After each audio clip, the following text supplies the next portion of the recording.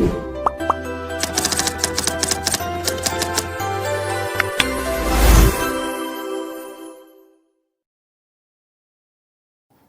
सभी भाइयों का स्वागत है हमारे YouTube चैनल के ज्ञान गंगा ओरिजिनल में। दोस्तों, आज की क्लास में हम पढ़ने वाले हैं या जानने वाले हैं खनिज और अयस्क के बारे में।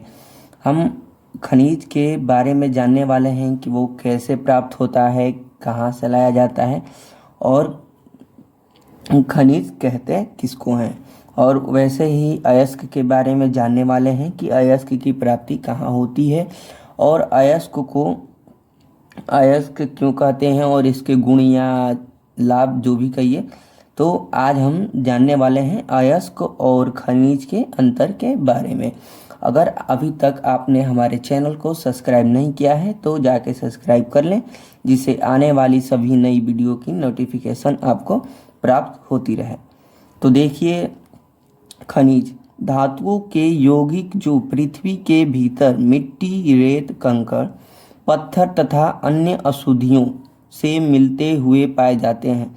कहने का अर्थ है कि जो धातुओं के यौगिक पृथ्वी के भीतर यानी कि अनंत गहराई या पृथ्वी की खुदाई करके निकाली जाती है, जैसे मिट्टी, रेत, कंकड़, पत्थर तथा अन्य अशुद्धियों से मिले हुए पाए जाते हैं, उन्हें खनिज कहते हैं।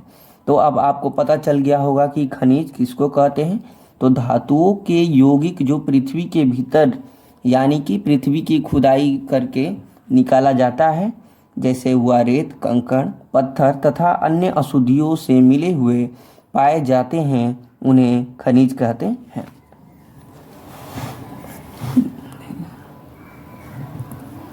धातुएं तथा उनके यौगिक पृथ्वी में जिस रूप में मिलते हैं, उन्हें खनिज कहते हैं। कहने का अर्थ है कि धातु तथा उनके यौगिक पृथ्वी के अंदर से निकालने पर जिस रूप में प्राप्त होते हैं, तरल या कठोर, जो भी उनकी अवस्था होती है, जिस तरह पाए जाते हैं, उनकी वही स्वरूप को उन्हें खनिज कहते हैं। जैसे कि जिस प्रकार पाया जाता है या निकाला जाता है, धातु और उनके यौगिक पृथ्वी में जिस रूप में मिलते हैं, उन्हें खनिज कहते हैं। अब नेक्स्ट टॉपिक है हमारा अयस्क। अब अयस्क किसे कहते हैं? तो अयस्क पृथ्वी में पाए जाने वाले जिन खनिज में पर्याप्त धातुएं होती हैं तथा जिनमें धातु सरलता से प्राप्त की जा सकती है, उन्हें अयस्क कहते हैं। कहने का अर्थ है दोस्तों कि अयस्क प्राकृतिक में पाए जाने वाले जिन खनिज में पर्याप्त धातुएं होती हैं, यानी कि प्राकृतिक में पाए जाने वाले खनिज जो पृथ्वी के अंदर से निकाले जाते हैं, उनमें पर्याप्त मात्रा में धातु होती है तथा जिनसे धातुएं सरलता से प्राप्त की जा सकती है। यानी कि जो खनिज निकाला जाता है उसमें धातु होना चाहिए, नहीं तो उनमें से धातुओं आसानी से प्राप्त किया जा सकता है, उन्हें ही अयस्क कहते हैं। जैसे में देखिए, आप आपके सामने एक अच्छा सा उदाहरण है।